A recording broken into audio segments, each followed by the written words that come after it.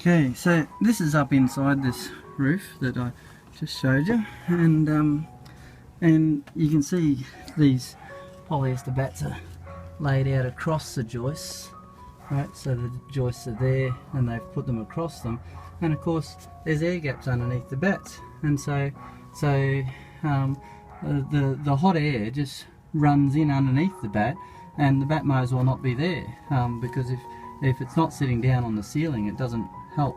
And of course, the other thing I wanted to point out was that polyester bats all look nice and neat when they're in the packet. They look beautiful, but because they don't have any ability to stop rodents and bugs and things from living in your roof, they fill up with rat poo and things like that. So I don't know whether you can see all that rat poo all over that bat there, right? So there's been a rat, that's where his toilet is, and he obviously goes to the toilet there fairly often. But the cellulose fibre, rats and mice can't build nests in, and they don't make little homes out of it or anything, but they do in polyester bats, and fiberglass bats for that matter.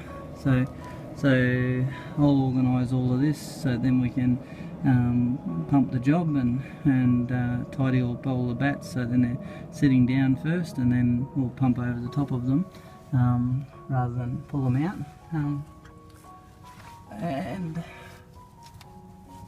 yeah, and we'll just make sure. Oh, that's interesting too. Have a look at that. That's the exhaust fan underneath there. I don't know. Then we'll get that bat out of the way of the light. There we go. That's the exhaust fan.